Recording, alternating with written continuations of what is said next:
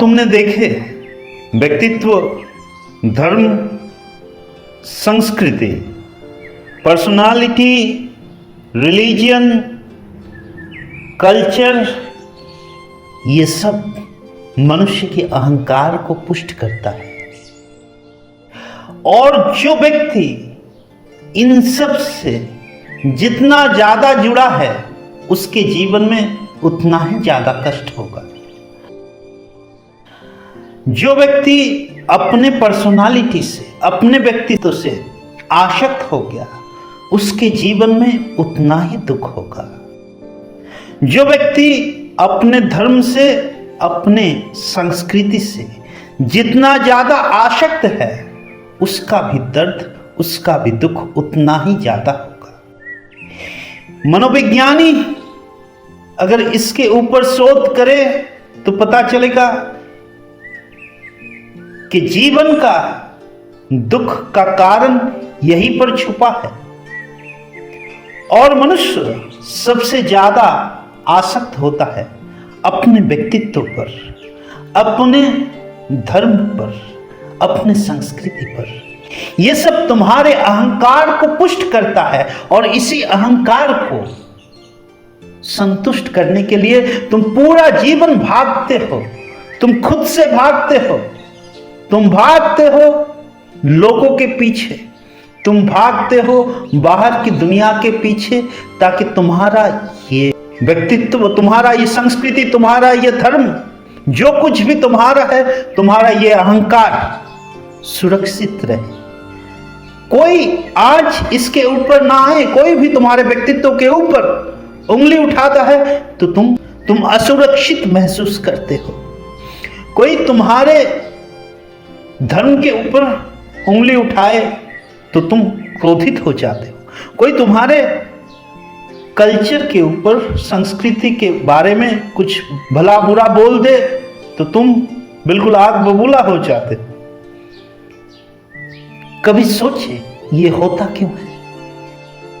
अगर आज तुम किसी हिंदू घर में जन्म लिए, तुम खुद को हिंदू समझने लगे, तुम समझने लगे कि हिंदू ही एकमात्र धर्म है जो जन्मगत है, जन्म से है। तुम अगर किसी मुसलमान घर में जन्म लिए, तुम सोचोगे कि मुसलमान धर्म बड़ा महान है, इससे बड़ा धर्म और कुछ नहीं है। तुम अगर किसी ईसाई घर में जन्म लिए, तुम सोचोगे ईसाई धर्म महान है। तुम अगर किसी सिख घर में जन्म लिए तो अपने धर्म को महान समझोगे। बुद्धिस्ट घर में जन्म लिए तो बुद्धिज्म को महान समझोगे।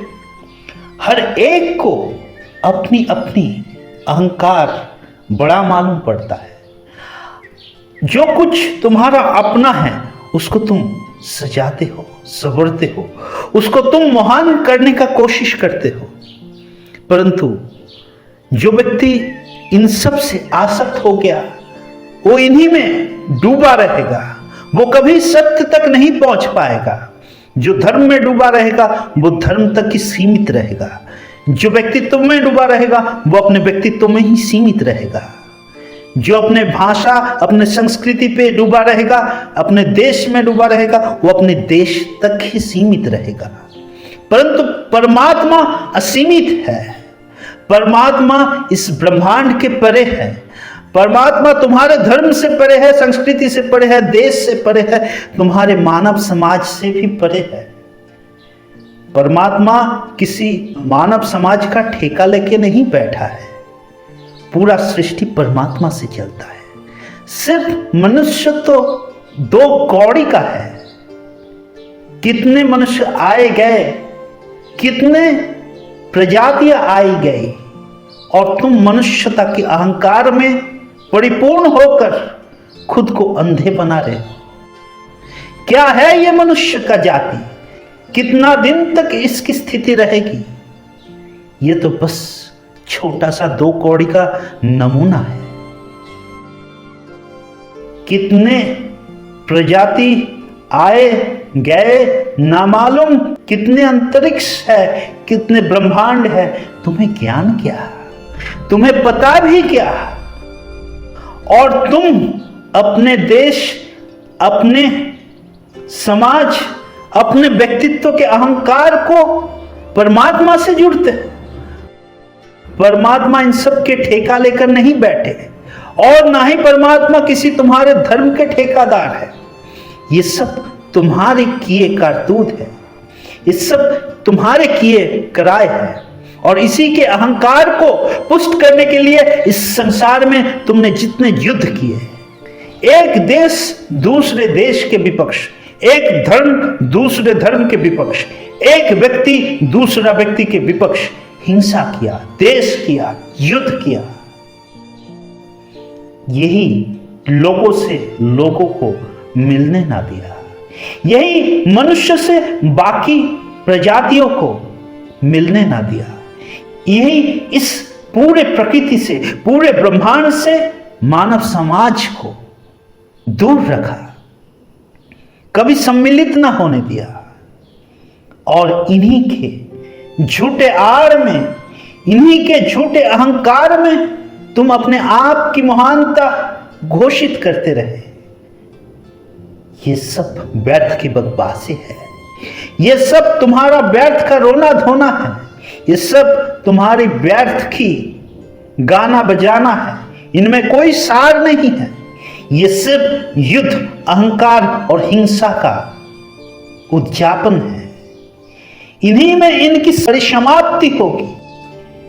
तुम्हारे ही बोए गए बीज से तुम्हारी विनाश होगी। ओ वृक्ष जो तुमने कभी रोपण किए, उसी के विष से तुम्हारी मृत्यु होगी।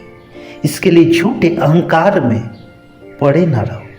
जो व्यक्ति इस झूठी अहंकार में पड़ा रहा, वो कभी परमात्मा से मिला नहीं, वो कभी उस महान अंतरिक्ष से अपने आप को मिला नहीं पाया, उसके साथ एक नहीं हो पाया, क्योंकि अहंकार उसको दूर किया। अहंकार उसमें और सत्य में सबसे बड़ा व्यवधान रहा।